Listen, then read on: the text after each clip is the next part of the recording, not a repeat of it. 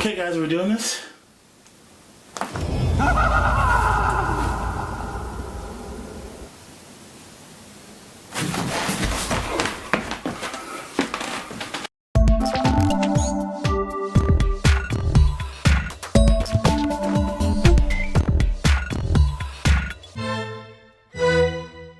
Something's spoiled. It's spoiled. It's spoiled. It's spoiled. It's spoiled. Spoiled it. It's spoiled. It's spoiled. Welcome back, spoilers. Today here with me, Scott, Danny, Tony. Hello. I'm going to talk about Stephen King's latest theatrical adaptation, It. Of course, this is not It's first adaptation. You may remember the ABC miniseries from 1990. So this outing stars Bill Skarsgård in the role of Pennywise. Big shoes to fill. Tim Curry nailed that. Probably the single best thing about the ABC miniseries. And a new group of kids. These kids were fantastic, actually, as the new Losers Club. This time it's the late 80s. And, of course, it takes place in the town of Derry. All right, so the story picks off with Georgie Denver and his older brother Bill. Georgie is playing with his boat. It goes down the street into the sewer, the same as the miniseries. In the book and in the miniseries version, Georgie just dies and they find Georgie's body. This one actually decides to make it so Georgie disappears, giving Bill something to look for specifically, and a reason for them to go to Barron's. From there, it's just a bunch of brave kids trying to figure out where all these missing kids are going, to find his brother, find the others, and eventually stop the evil force.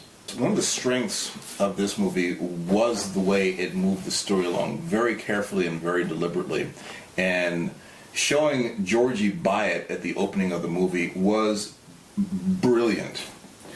Because once they did that, then you just felt that nobody was safe. Seeing Georgie get his arm bitten off and seeing him crawling in the street with in a puddle of blood when this big hand drags him back into the sewer, you were just like, oh, this is a Whiskey Tango Foxtrot moment.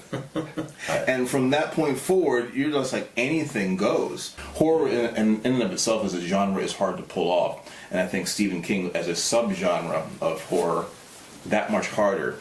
And they really nailed it. One of the things that I believe as a filmmaker is strength in casting. And the cast is pretty much what sold it. They got a really talented group of kids to play these parts, and some of the ugliest adults that you've ever seen in your life. They were all creepy. While I wouldn't necessarily go out on a limb and say that this movie is scary, it certainly has some good scares in it that were successful. I would say it's scary, not horrific, because when you think of horror, you think of something that's supposed to like to your core, like shake you. And I'm an easy scare person. I heard. Yeah, there's reasons for that, but I'm an easy scare person, and the scares were good, and they were kind of like, oh my god, no, I would never want to be there. But they weren't like, oh my god, I'm going to poop myself, let me run out of the theater. So I would say it wasn't. That's not what I heard. I would say it was scary, but not horrific. It was scary enough. The library scene, just being like a mile away from the screen, seeing it, I was like, oh hell no, I was done. He was like, that's scary. I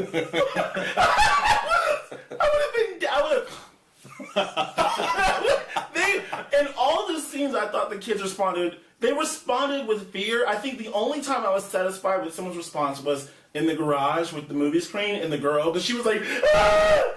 That was the only time I thought there was an appropriate response to the fear. That's scary as fuck. Yeah, but like most of the time they're scared. They're not. I would be terrified if some of this stuff happened to me. That aside, I thought that the kids, once again, really good casting there. Yeah. Of course, Finn Wolfhard, who is in Stranger Things. I guess this kid is destined to play in suspenseful, creepy, horror-type things that are set in the 80s. Richie, the little foul-mouthed pervert that he was. Hilarious. He was hilarious. And his glasses were indestructible. Yes. He got clocked 3 times in the face. And his glasses should have been shattered. Those things were like made of... Those were made of glass. Those were like Coke bottle pieces of glass. Right. Yeah. Eddie was also hilarious to me. That's a kid who I was prepared to hate. But, once again, because of the performance, you don't. Bill, was your through line, the stuttering kid, written so that you feel sympathy for him. Yeah. He's searching for his brother, so we're, automatically supposed to be sympathetic to him. But you know what? The young actor did a really good job. Beverly, probably the standout for me. Yeah. Because she actually has a lot to carry. She has a lot of charisma, too. You could tell that. I think one thing that's really hard, and I've heard this from a lot of other actors, it's hard to play a hot girl on screen because of all the things you have to play to instill that much confidence in everything that you do, to be seen as, when you walk toward the camera and she's smiling, to be seen as the hot girl. I hear that's really hard to play off because it challenges confidence issues. And you have to be a really good actress to be able to look and smile as if it were real life, when you're walking past someone and look like you're giving them that flirtatious smile. I can see that. Yeah, and so I thought that for a young actress, and because the role required it so much, she pulled it off so good. It had an 80s movie feel, too. Yes, which, Very, very Spielberg. Yes. And you know what? I was gleaning. I definitely felt vibes of Stand by Me. Mm-hmm. I also got some Goonies out of it too. Yeah. Stand By Me was another Stephen King Stephen story. Yes. King, of So course. I didn't I say that when we were watching it? I said it looks like I made a joke. It was like something Stand By Me, like something like that. If I'm going to nitpick, I do remember that Mike was the historian. Right. In the original, certainly in the miniseries, and I believe in the book.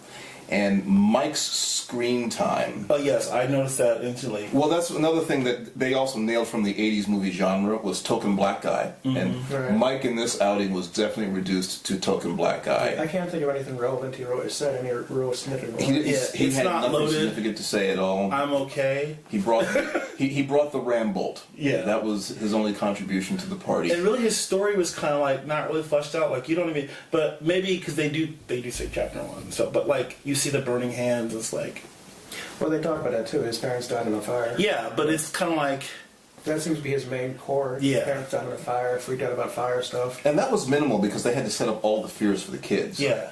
But he was definitely minimized. Yeah, if you're gonna have him there, and you're gonna have the character be black, and he has lines from the book, and he has a character in the book, and you put this this actor on screen, but you take away everything the character's supposed to be. Right. That's not the same as like trimming the movie. It's like, oh, so you're gonna have him there, but you're not gonna give him anything that he's supposed to do. Yeah, it was weird because each character was supposed to have their one specific gift. So Mike was supposed to be the historian, Ben was supposed to be the builder, Bill was supposed to be the brave one, Eddie was supposed to be the navigator, and Stan was supposed to be the brains. And then Bevel was actually a sharpshooter. Richie was the smartass. Oh, can we talk about Bill Skarsgård? I like him in the thing, Hemlock Grove. To look at him, you think, oh, that's all he can play. Not just his physical acting, but the voice he gave to Pennywise was beautiful and creepy. Once again, he's in a big, big shadow. But, I mean, Bill Skarsgård comes from an acting family. Yeah. Stellan Skarsgård is his dad, Alex is his Alexander, big yeah. brother. But, so, I This mean... is such they're used to playing dark, brooding characters. This is so different than But, they're all like 6'4". Yeah. And that height definitely helped make Pennywise yes, creepier. and they added height with the heels and with the head. So like this, when you first see him down the sewer, you think Tim Curry, you think short. He's still creepy as heck. But then when you see him in front of even the kids or near the adults, he's this towering, terrifying thing. That's what I like the most about this movie, honestly, is the kids, how their kids were set up, and then Bill Skarsgård. I've never seen him before in anything. Mm-hmm. So when I watched this, I seen just Pennywise. I didn't see an actor playing Pennywise. Mm-hmm. I just seen Pennywise on screen. Yes. It was amazing, because he never felt human. They never gave him a single moment where it felt like just an actor in makeup. He's always doing something completely impossible, something overly exaggerated, just absolutely I feel like the insane. original It with Tim Curry feels like a murderous clown on the loose who's like got some special abilities. Pennywise in this rendition of It felt like a supernatural creature. Mm-hmm. Yes. What I love the most with this... Alright, so the normal scares in the book and the movie are they're okay, and they're kind of dated. Every one of the scares in this one, it's like, okay, they're going to do this, and then they're going to go this further, this further, this further. Yeah. So, like, in the miniseries in the book, the blood part with Bev is just blood just kind of shoots up at her. In this version, you have the hair coming up, grabbing around her head, trying to pour down forward, forcing her in place, then the blood splattering. Yeah. That's the brilliance of the trailer, too, because the trailer, I felt like they spoiled it. It scared me because I didn't know. I thought something, the whole time you think something different's going to happen. You think something scary is going to happen.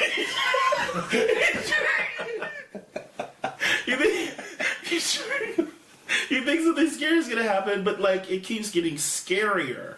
Alright, so one of the best things that the movie actually does is it doesn't try to adapt every possible bit of the book into the movie. They do substitutions for the scares, or they remix the scares.